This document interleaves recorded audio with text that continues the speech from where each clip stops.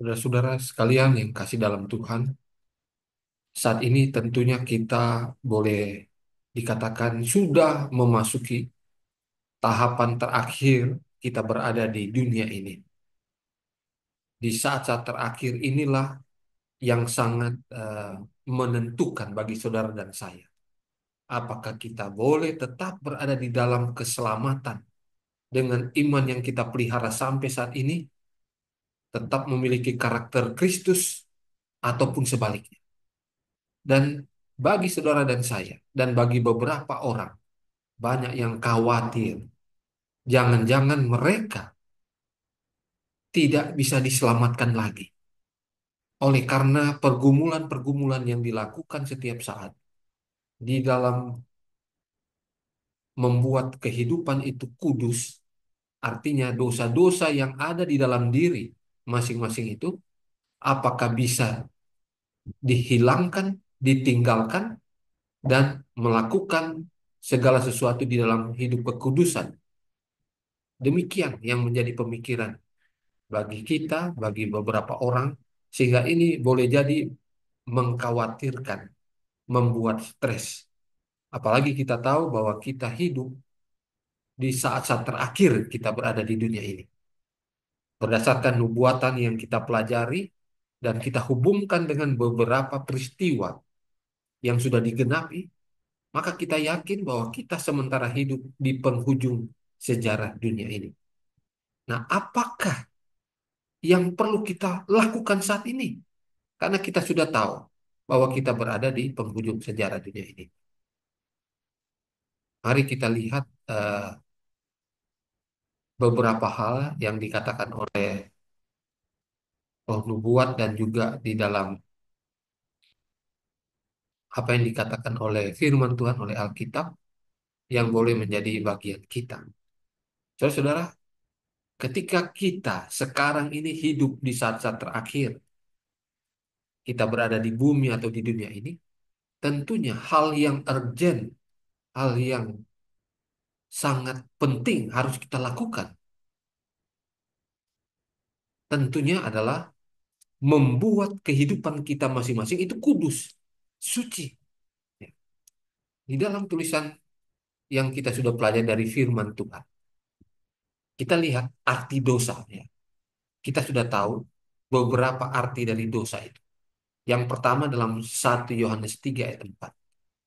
Dikatakan dosa adalah pelanggaran hukum Allah. Sangat jelas. Ketika kita melanggar salah satu dari 10 perintah Tuhan yang dinyatakan, maka kita berdosa. Dan dosa juga di dalam Yakobus 4 ayat 17 katakan, kalau saudara dan saya tahu sesuatu dan lain hal tentang kebaikan yang harus kita lakukan, dan kita tahu itu kebaikan, tetapi kita tidak menjalankannya, dan kita sanggup untuk menjalankannya pada saat itu, maka dikatakan kita berdosa. Jadi jika saudara dan saya tahu untuk berbuat baik pada suatu waktu, lalu saudara tidak melakukannya, kita tidak melakukannya, maka dikatakan kita berdosa. Lalu di dalam Roma pasal 14 ayat 23 katakan, segala sesuatu yang tidak berdasarkan iman adalah dosa. Ketika saudara ragu-ragu terhadap sesuatu yang merupakan firman Tuhan yang akan kita jalankan, kita ragu-ragu untuk menjalankannya sehingga memiliki iman yang penuh dengan keraguan, maka kita berdosa. Jadi iman yang ragu-ragu adalah dosa, saudara. Saudara mau melakukan yang baik atau tidak? Saudara ingin memberi sesuatu kepada seorang? Tidak. Saudara ragu-ragu. Banyak pertimbangan untuk melakukan amal perbuatan baik. Maka saudara berdosa sebenarnya. Kemudian dalam Yakobus 2 ayat 9 dikatakan, jika kamu memandang muka, kamu berbuat dosa. Artinya kita memilih-milih ketika kita melakukan suatu kebaikan, melakukan suatu perbuatan yang baik, perbuatan amal. Kita pilih-pilih, maka kita berdosa. Inilah arti dari dosa yang perlu kita perhatikan. Lalu coba kita lihat di dalam diri kita. Apakah ada dosa yang masih kita miliki saat ini? Di saat-saat terakhir kita berada di dunia ini. Karena sesungguhnya sangat mempengaruhi kehidupan kita sebagai umat Tuhan. Apakah kita tetap setia di dalam Tuhan? Tetap mempertahankan iman kita atau tidak? Mempengaruhi kita. Di dalam Testimoni jilid 3 halaman 255, Nyonya White melihat dosa yang terbesar yang dimiliki oleh umat Tuhan, oleh anggota-anggota SDA, GMAHK, sehingga dikatakan buta rohani. Dikatakan mereka tidak mau menerima nasihat. Ya, saya berpikir oleh karena mungkin terang yang besar, yang istimewa yang dimiliki oleh umat-umat Tuhan, sehingga merasa dalam tanda kutip sombong, sombong rohani.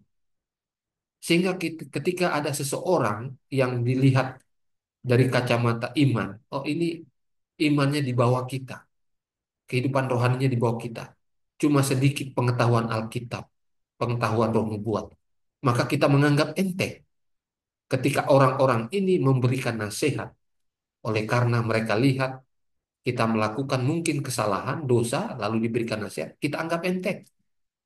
Sehingga inilah yang dikatakan oleh Nyonya White di dalam Testimoni jilid 3, 255. Penyebab terbesar umat Allah, anggota SDA, mengalami kebutaan rohani karena tidak mau menerima nasihat. Dikatakan di sini banyak orang meremehkan teguran, amaran yang disampaikan kepada mereka. Sehingga Yesus sebagai saksi yang setia mencela umat Allah, anggota SDA ini, memiliki keadaan suam-suam kuku. Dan dikhususkan di sini, kutipan sini mengatakan setan telah berhasil membuat keraguan terhadap kesaksian roh nubuat yang telah dikirim oleh Allah sendiri. Ternyata nasihat-nasihat dari ilham, tulisan roh nubuat, banyak yang tidak diikuti oleh umat-umat Allah, anggota-anggota SDA. Ya, saya boleh katakan salah satunya tentang reformasi kesehatan. Kita punya terang ini, kesehatan. Tetapi tidak mau menerima dan menjalankan nasihat yang ada di dalam. Padahal boleh jadi kita sudah puluhan tahun di dalam kebenaran sebagai anggota SDA. Nah, setan berhasil katanya membuat keraguan dari saudara-saudara dan saya terhadap kesaksian roh nubuat. Yang ini juga adalah tulisan ilham dari Tuhan sendiri, sebagaimana Alkitab. Berarti kita berdosa melawan Tuhan lewat menolak kesaksian roh nubuat. Contohnya di dalam bidang kesehatan yang sudah dinyatakan di sana. Nah, ini yang terjadi saudara sekalian. Ya. Mungkin saudara juga bertanya, ya, saya aktif di dalam menyampaikan pekabaran firman Tuhan. Saya aktif di dalam memberikan nasihat-nasihat tentang kebenaran firman Tuhan, baik Alkitab maupun roh nubuat. Tetapi saudara perhatikan apa yang roh nubuat juga katakan dalam Testimoni jilid 5 halaman 213. Tidak semua yang mengaku memelihara hari Sabat akan menerima meterai Tuhan. Saudara perhatikan, jangan sombong, jangan berbangga kita. Kita pemelihara hari Sabat.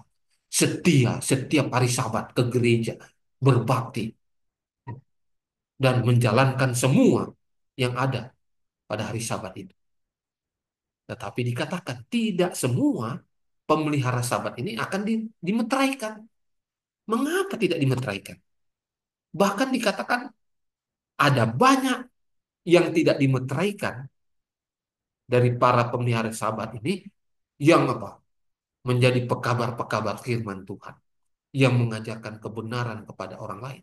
Ternyata ada banyak juga nantinya yang tidak menerima meterai Allah di dahi mereka. Mengapa demikian? Dikatakan dalam kutipan ini, mereka memiliki terang kebenaran, mereka tahu kehendak Tuhan, mereka mengerti setiap titik dari iman kita, dari anggota-anggota gereja, GMAHK. Tetapi mereka tidak melaksanakannya. Nah, ternyata mengapa banyak pemelihara Sabat nanti yang tidak menerima meterai Tuhan? Artinya nggak diselamatkan. Bahkan di kalangan orang-orang yang biasa menyampaikan kebenaran. Pemimpin-pemimpin sekolah Sabat mungkin.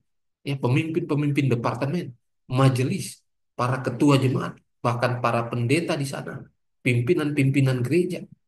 Ada banyak nanti yang tidak akan diselamatkan, tidak menerima meterai Allah. Karena apa? Karena mereka cuma menyampaikan pekabaran firman Tuhan, tetapi tidak melaksanakannya. Jadi mereka cuma menyampaikan nasihat, amaran kepada orang lain, tapi untuk dirinya tidak. Dan inilah yang membuat mereka tidak dimeteraikan atau tidak akan diselamatkan. Saudara-saudara sekalian, umat-umat Tuhan,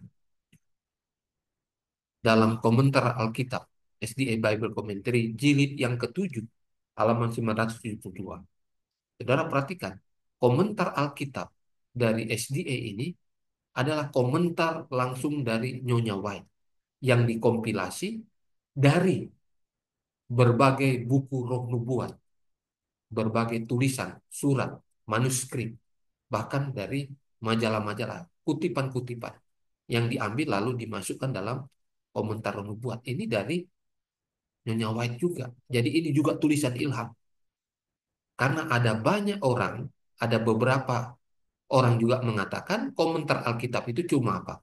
Kata-kata biasa saja, tidak diilhamkan oleh Tuhan. Saudara hati-hati. Ya.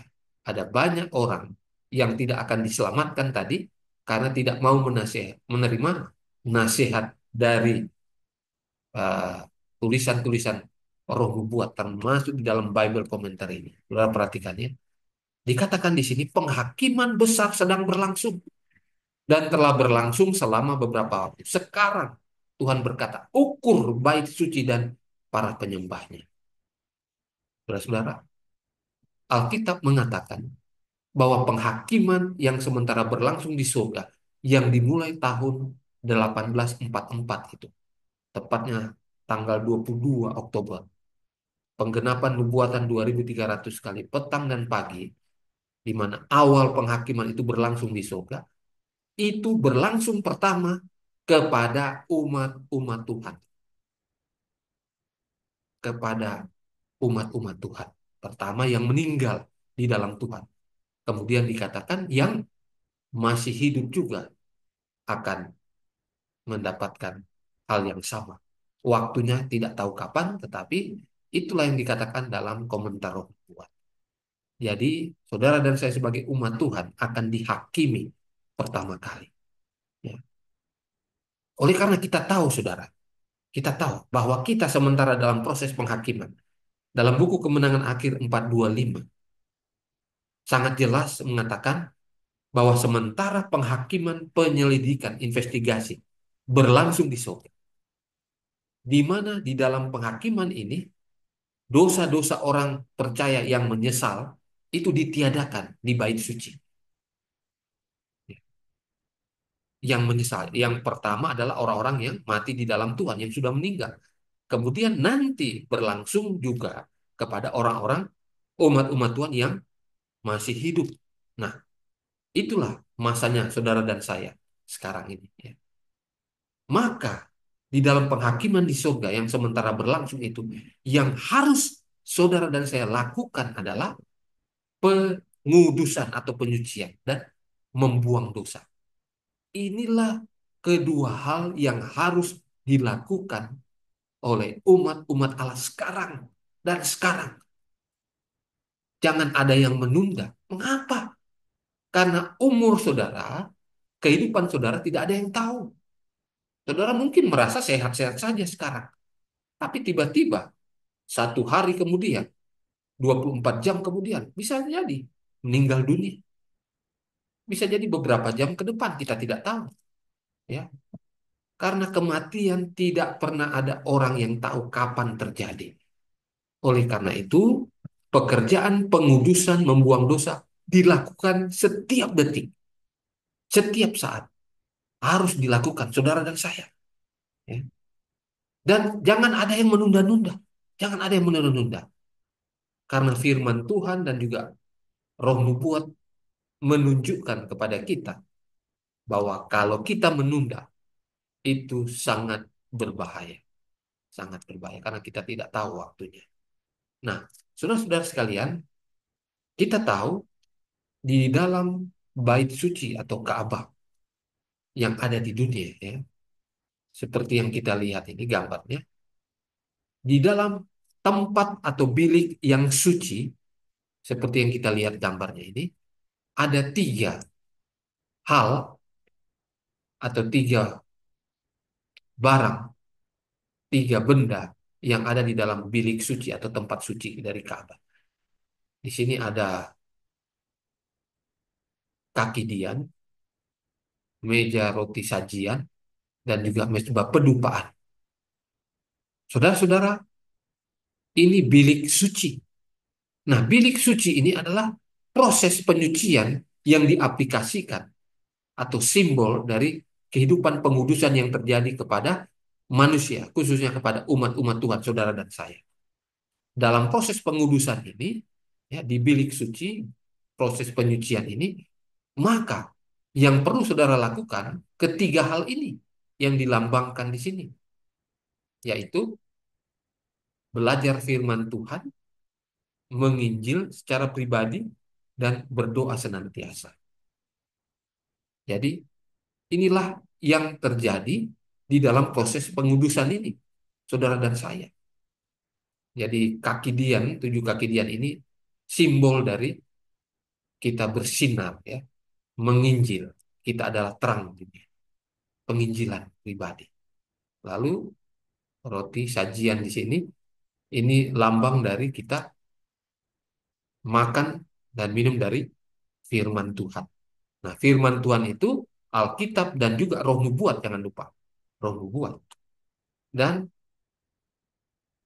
mezbah pedupaan, di mana doa dari orang-orang yang kudus itu sampai ke surga. Jadi ini lambang doa-doa dari orang yang kudus. Jadi inilah proses penyucian yang saudara dan saya sementara jalankan. Jadi ketiga hal ini, saudara belajar firman Tuhan setiap hari, ya, Alkitab dan Roh Nubuat, lalu saudara mengadakan penginjilan, dan saudara berdoa senantiasa di mana fokus pikiran saudara selalu tertuju kepada kebenaran Tuhan, kepada hukum-hukum Tuhan, kepada hal-hal yang membawa kesukaan surga. Ketiga hal ini tidak boleh ditinggalkan, bahkan salah satu dari antaranya. Ketiga-tiganya harus serentak saudara jalankan dalam kehidupan saudara. Saudara belajar firman Tuhan, menginjil secara pribadi, dan berdoa senantiasa, melakukan kebajikan-kebajikan, berdoa. Ini nafas kehidupan rohani, saudara. Menginjil ini adalah olahraga rohani saudara, supaya sehat. Dan juga belajar firman Tuhan sama dengan kita makan, minum untuk membuat tubuh sehat, ya, tubuh jasmani. Dan dalam kerohanian juga sama. Jadi jangan lupa, ketiga hal ini harus saudara jalankan di dalam proses pengudusan ini sekarang, ya. Ketika kita berbicara tentang penginjilan, ya, dalam pelayan Injil halaman 73 katakan, orang Kristen sejati bekerja bagi Allah, bukan dari desakan, tetapi dari prinsip, bukan untuk sehari atau sebulan, tetapi selama seumur hidup. Jadi penginjilan itu harus dilakukan karena prinsip yang saudara miliki. Apa prinsipnya? Saudara kasih akan Tuhan, kasih kepada manusia agar mereka boleh diselamatkan. Jadi bukan karena program, karena didesak organisasi, karena ada program-program yang dibuat dari departemen yang harus dijalankan. Bukan karena itu, bukan karena desakan-desakan demikian. tetapi prinsip yang benar. Prinsip bahwa kita, sebagaimana Kristus menyelamatkan manusia lewat kematiannya di salib, kita juga punya prinsip. Karena kita sudah diselamatkan, kita juga harus menyelamatkan sesama kita. Dan ini bukan untuk sehari, prinsipnya sebulan, tetapi selama seumur hidup. Itulah proses pengudusan yang saudara jalankan lewat penginjilan pribadi yang saudara miliki. Ya. Mungkin saudara berpikir, kalau tidak menginjil tidak masalah. Ya. Ini dan itu. Testimoni jilid 5, 387. Pergilah bekerja, tidak jadi soal. Saudara senang atau tidak. Libatkan dirimu dalam usaha pribadi untuk membawa jiwa kepada Yesus serta pengetahuan akan kebenaran. Dalam pekerjaan seperti itu, engkau akan mendapati rangsang dan kekuatan. Hal itu akan membangunkan dan menguatkan. Amarkanlah, bujuklah, dan tegurlah. Dalam usaha saudara dan saya mendatangkan berkat kepada orang lain di dalam menginjil ini, maka jiwa saudara dan saya juga otomatis akan diberkati. Jadi ketika saudara menginjil kepada orang lain, sama dengan menginjil kepada diri sendiri. Kita menyelamatkan orang lain, artinya menyelamatkan juga diri sendiri. Itu maksudnya, ya. Jadi pekerjaan ini harus dijalankan berdasarkan prinsip yang benar. Dan tentunya di dalam penginjilan itu, kita perlu menekankan reformasi kesehatan juga kepada orang lain. Yang berulang-ulang saya sampaikan di sini karena kutipan Roh Nubuat menunjukkan banyak umat-umat Tuhan yang seharusnya boleh diselamatkan tetapi mengabaikan reformasi kesehatan. Dan firman Tuhan dikatakan sini, testimoni jilid 1, halaman 486, 492, bagian terakhir.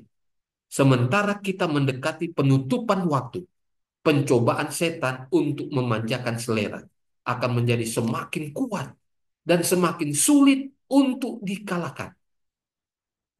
Saudara tahu bahwa selera yang penuh nafsu itu memperbudak saudara dan saya. Dikatakan menggelapkan intelek, menumpulkan kepekaan moral. Oleh karena itu, reformasi kesehatan harus benar-benar dijalankan, khususnya di dalam hal selera ini.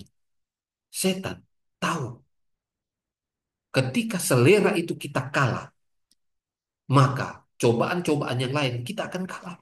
Tapi kalau kita menang terhadap selera, tulisan Roh Nubuat yang lain mengatakan, ketika kita menang di dalam pencobaan masalah selera ini, maka kita bisa menang terhadap semua cobaan yang ditawarkan oleh setan kepada kita. Jadi sangat penting, ya. Ditambah lagi dalam kutipan ini yang berulang-ulang saya sampaikan. Testimoni jilid 6, 379. Reformasi kesehatan akan menjadi penilaian dalam penghakiman. Sekarang di surga, penghakiman itu berlangsung. Ya, kita tidak tahu kapan waktunya saudara dan saya yang masih hidup akan mendapatkan giliran untuk dihakimi. Diperiksa nama saudara. Semua perbuatan-perbuatan saudara diperiksa semua. Dan masalah reformasi kesehatan yang saudara jalankan atau tidak sangat mempengaruhi di dalam penghakiman dan menentukan saudara akan selamat atau tidak. Oleh karena itu, saudara jangan alergi, ya, ketika reformasi kesehatan ini selalu diingatkan kepada saudara, disampaikan berulang-ulang, karena ini mempengaruhi penilaian surga. Saudara akan diselamatkan atau tidak. Nah, sekarang kita lihat saudara-saudara, karena kita berpikiran, oh sangat sulit untuk memiliki kehidupan yang benar, meninggalkan dosa-dosa kita di saat-saat terakhir ini. Mari kita lihat apa yang pena inspirasi Roh Nubuat katakan. Para nabi dan bapa jilid yang pertama, halaman 205. Paragraf yang ketiga, dikatakan semua orang yang berusaha mencari dalih atau menyembunyikan dosa-dosa mereka dan membiarkan dosa-dosa itu tetap ada dalam buku surga, tidak pernah diampuni dan akan dikalahkan oleh setan. Saudara perhatikan ini, karena di surga lagi berlangsung penghakiman. Penghakiman berlangsung, dilihat buku catatan. Ada buku catatan setiap saudara dan saya. ada catatannya. Catatan tentang dosa, catatan tentang perbuatan-perbuatan baik, dan saudara masuk di dalam buku Al-Hayat, buku kehidupan atau tidak. Semua catatan ada di surga. Nah, dikatakan orang yang berusaha mencari alasan lalu menyembunyikan dosa mereka, itu tercatat di surga. Di dunia mungkin tidak kelihatan, tapi di surga dicatat semua. Di dalam hati saudara, pertimbangan-pertimbangan saudara yang mungkin belum terlaksana, tetapi itu dianggap suatu perbuatan dosa. Lalu membiarkan dosa-dosa tetap ada di dalam surga. Saudara tidak akan pernah diampuni. Perhatikan, jangan pernah menganggap dosa sekecil apapun yang saudara belum akui, lalu membuat saudara akan layak untuk diselamatkan di dalam proses penghakiman di surga saat ini. Saudara tidak akan pernah diampuni. Oleh karena itu, mengapa saudara dan saya merasa kok kelihatannya cobaan yang datang itu selalu kita kalah. Kita dikalahkan oleh setan. Karena apa? Karena masih ada catatan-catatan di surga di mana dosa-dosa saudara yang kelihatan dan tidak kelihatan, bahkan yang ada dalam hati, belum diampuni. Tercatat dalam kerajaan surga, dalam buku catatan dosa. Ya. Beberapa waktu sesi yang lalu-lalu, kita sudah melihat bahwa yang dicatat sebagai dosa dalam buku catatan dosa di surga, yang kita lihat adalah ketika saudara dan saya mengabaikan kewajiban-kewajiban yang diberikan kepada saudara. Itu dicatat. Saudara diberikan jadwal untuk ambil bagian di gereja. Saudara menolak, itu dicatat. Ya mungkin saudara tidak sadar. Ya. Saudara mengabaikan waktu-waktu yang ada sejak bangun pagi. Di mana waktu itu menentukan saudara itu berbuat dosa atau tidak. Waktu yang saudara gunakan untuk kepelesiran dunia, untuk hal-hal dunia, bahkan kejahatan-kejahatan, itu tercatat dalam buku catatan dosa yang ada di surga. Jadi hal-hal yang mungkin selama ini kita berpikir itu biasa-biasa saja, semua tercatat di surga. Dan inilah yang akan membuat saudara selalu dikalahkan oleh setan.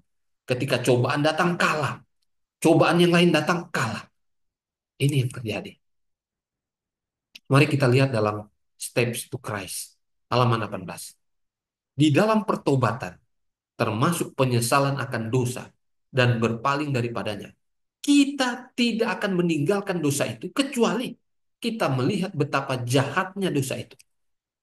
So, mengapa kita sulit meninggalkan dosa? Selalu jatuh di dalam dosa. Mungkin kecil di pandangan kita, tapi di pandangan Tuhan itu sangat besar. Ya. Mengapa kita sulit sekali untuk meninggalkan dosa itu? Kita bertobat, berbuat lagi. Bertobat dari dosa yang kita buat, lalu kita berbuat lagi. Mengapa kita sering jatuh? Dikatakan dalam tulisan inspirasi ini, kita tidak akan meninggalkan dosa itu kecuali kita melihat betapa jahatnya dosa itu. Saudaraku yang kasih dalam Tuhan, pernahkah saudara merasakan dosa yang menjerat saudara selama ini? Bahkan dosa-dosa yang merupakan ilah kita, dosa kesayangan yang menjerat kita, sadar atau tidak sadar. Pernahkah kita berpikir bahwa dosa itu sangat jahat, jijik di hadapan Tuhan? Sangat jahat bagi kita. Betapa jahatnya, sangat memalukan. Pernahkah kita berpikir demikian dengan pertolongan Roh Kudus? Ya. Jika kita sudah melihat betapa jahatnya dosa itu, maka kita akan tinggalkan otomatis. Tetapi boleh jadi karena kita melihat ada suatu hal yang kelihatan nyaman, enak, yang mungkin kita lihat lebih banyak dalam pikiran kita, sehingga kita melakukan dosa itu lagi. Kita lakukan dosa itu lagi, dan seterusnya. Sehingga kita merasakan dosa itu sulit untuk dikalahkan. Jadi di sini kita diingatkan, ketika kita memandang dosa itu sangat jahat, memalukan dan membuat Yesus Kristus itu sedih, menangis. Dan tulisan membuat katakan ketika kita melakukan dosa, dosa apapun itu, sama saja kita menyalibkan Yesus kembali untuk kesekian kalinya. Saudara, kutipan ini melanjutkan, sebelum kita mengenyahkan dosa-dosa dari dalam hati kita, tidak akan ada perubahan yang sesungguhnya dalam kehidupan kita. Luar biasa.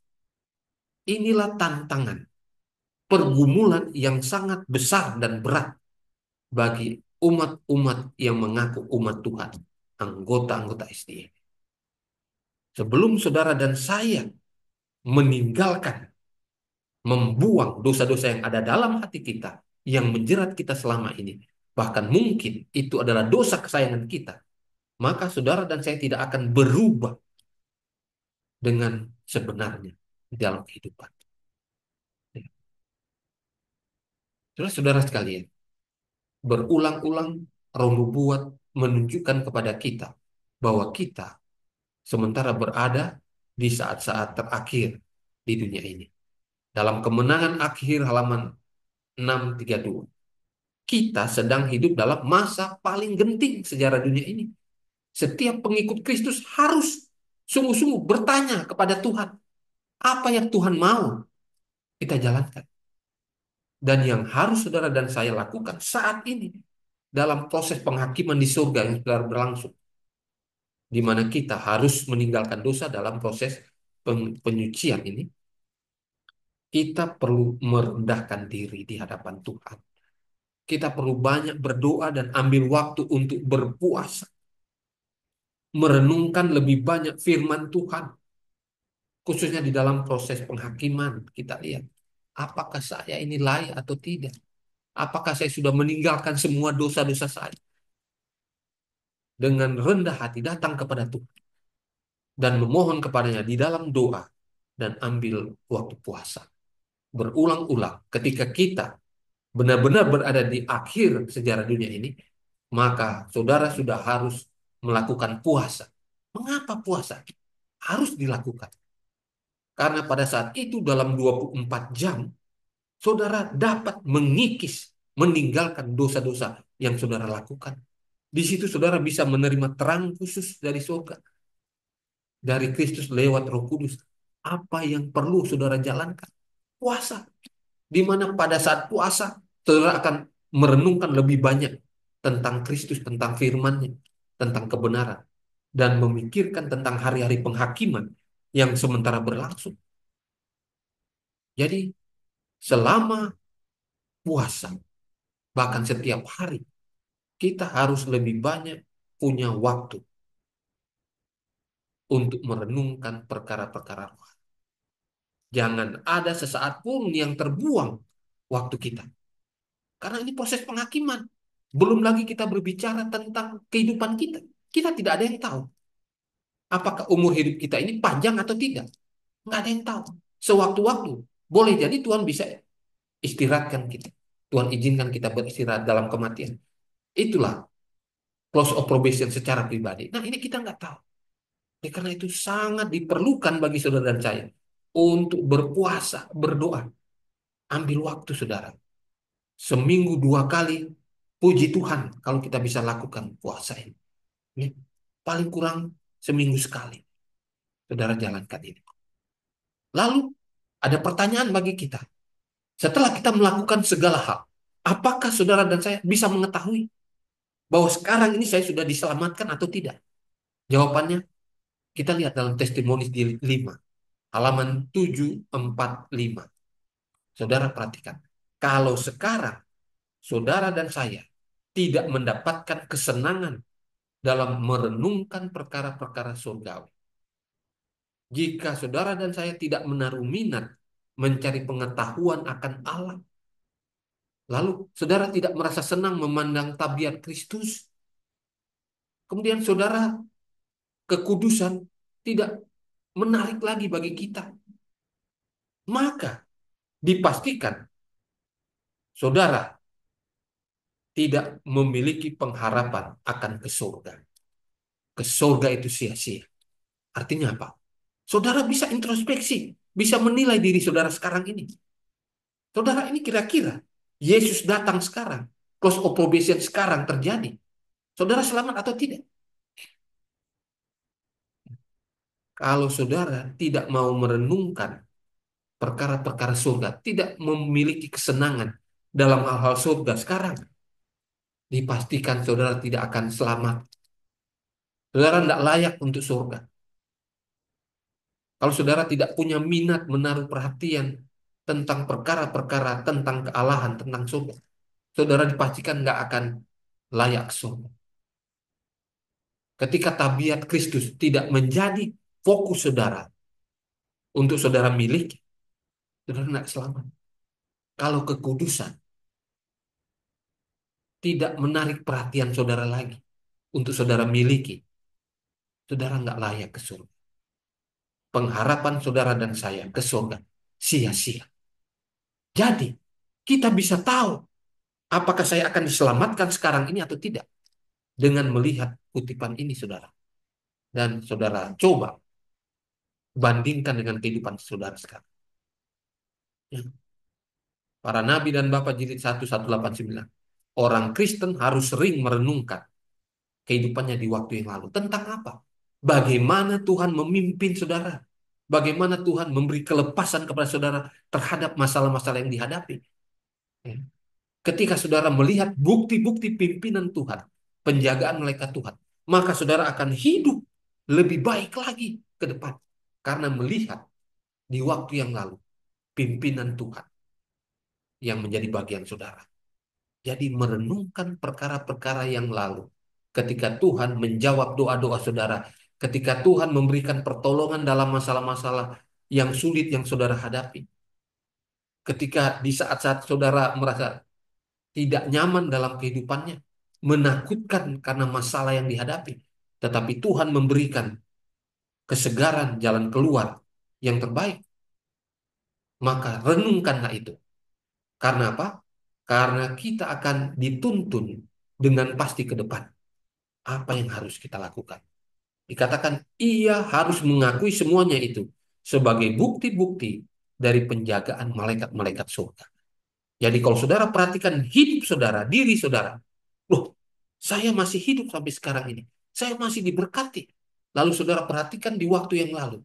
Begitu banyak masalah yang dilewati oleh karena malaikat surga yang ada. Roh Kudus yang menuntun di dalam memutuskan segalanya. Saudara akan bersyukur. Mengingat kelepasan-kelepasan yang Tuhan berikan. Pertolongan yang Tuhan berikan pada waktunya. Di waktu yang lalu. Ini dapat membuat saudara hidup lebih benar. Dan siap di dalam proses penghakiman sekarang ini. Di dalam para nabi dan bapa, jilid 2 halaman 33. Suatu langkah yang salah membuat langkah yang salah berikutnya lebih mudah dilakukan. Dan mereka akan menjadi lebih gegabah. Banyak orang yang menipu diri mereka sendiri. Berpendapat bahwa mereka bisa berbuat tidak jujur sementara waktu demi keuntungan yang bersifat duniawi. Dan apabila tujuan telah tercapai, mereka katanya dapat berbuat untuk lebih baik. Orang seperti ini sedang memasukkan diri dalam perangkap setan dan jarang mereka dapat melepaskan diri dari dalamnya. Saudara-saudara, dalam kutipan inspirasi Roh Nubuat ini menyatakan, ketika saudara salah melangkah, maka langkah berikutnya akan lebih sulit lagi, saudara, untuk mundur, untuk melangkah yang benar. Akan lebih mudah saudara melangkah di dalam menjalankan hal-hal yang tidak benar. Saudara, perhatikan. Di antara saudara dan saya dikatakan banyak yang tertipu oleh karena pemikiran yang mengatakan, saya berbuat dosa sedikit aja. Nanti saya bertobat lagi. Saya akan bertobat lagi. Kan cuma sementara saya berbuat dosa. Itu juga untuk dengan alasan untuk menyelamatkan orang lain. Untuk kebaikan orang lain. Saudara hati-hati. Saudara sementara menipu diri sendiri. Tidak jujur terhadap diri sendiri. Saudara mendapatkan keuntungan duniawi. Tetapi perhatikan. Perhatikan. Dikatakan orang-orang seperti ini sementara masuk dalam jerat setan, perangkap setan. Dan dikatakan jarang orang-orang seperti ini melepaskan diri dari perangkap setan ini. Artinya apa? Keterusan berbuat dosa dan keenakan melakukannya dan tidak sadar dan tidak bisa untuk keluar dari jerat. Hati-hati saudara, hati-hati. Ya. Betapa banyak orang dibutakan. Mereka bergegas dalam jalan yang dilarang, melanggar hukum, dan tidak dapat melihat Allah dan malaikat sedang melawan mereka. Ini juga menjadi perhatian kita. Para nabi dan bapa jilid 2 halaman 36. Seringkali ada nasihat-nasihat amarat yang diberikan kepada saudara dan saya agar kita jangan berbuat dosa, jangan melakukan ini dan itu, supaya kita diselamatkan, tetap hidup di dalam kebenaran. Tetapi banyak orang yang seringkali dibutakan, menganggap amaran-amaran itu mencelakai kita, padahal akan menyelamatkan kita. Ya. Seperti Bileam, mereka marah kepada orang-orang yang mencoba mencegah kebinasaan mereka. Saudara harus terima, harus minta doa, Roh Kudus tuntun, supaya kita tahu bahwa nasihat dan amaran yang diberikan oleh siapa saja yang menjadi wakil Tuhan, apakah lewat firman Tuhan yang disampaikan atau nasihat-nasihat, ya, ketika kita berdialog, berbincang-bincang, kita harus melihat bahwa Tuhan boleh jadi menggunakan orang-orang ini untuk menyelamatkan saudara, supaya tidak berbuat dosa lebih banyak lagi. Dikatakan kalau kita menolaknya, sama seperti Bileam ketika keledainya mencoba untuk mengingatkan, jangan terus jalan, karena ada malaikat Tuhan yang akan membunuh nanti pakai pedang.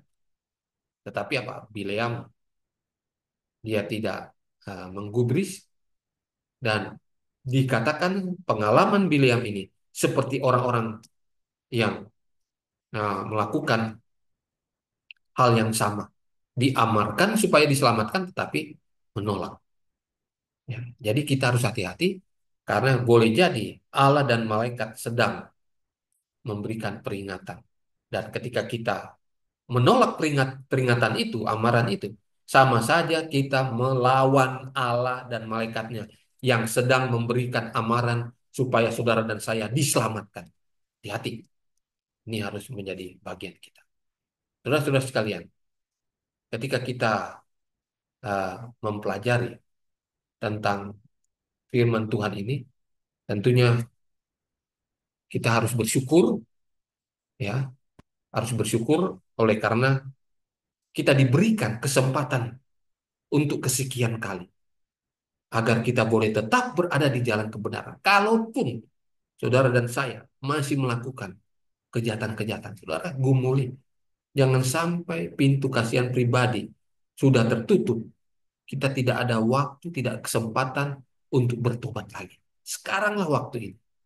Detik ini juga saudara bertobat, bergumul, saudara berdoa, puasa, minta kepada Tuhan. Apa yang harus saya lakukan? Bagaimana keluar dari jerat-jerat setan ini? Termasuk tadi masalah reformasi kesehatan dan penginjilan yang perlu saudara pahami dan jalankan dengan benar. Karena itu berpengaruh di dalam keselamatan saudara. Kiranya Tuhan Yesus akan memberkati kita dalam segala kehidupan kita di saat-saat terakhir kita berada di dunia ini. Kita tahu waktunya sudah sangat singkat, masa kesukaran sudah tidak lama lagi terjadi, dan boleh jadi itulah saat terakhir kita untuk bisa memiliki kehidupan yang benar atau tidak, yang diselamatkan atau tidak pada saat itu. Tuhan Yesus memberkati kita. Amin.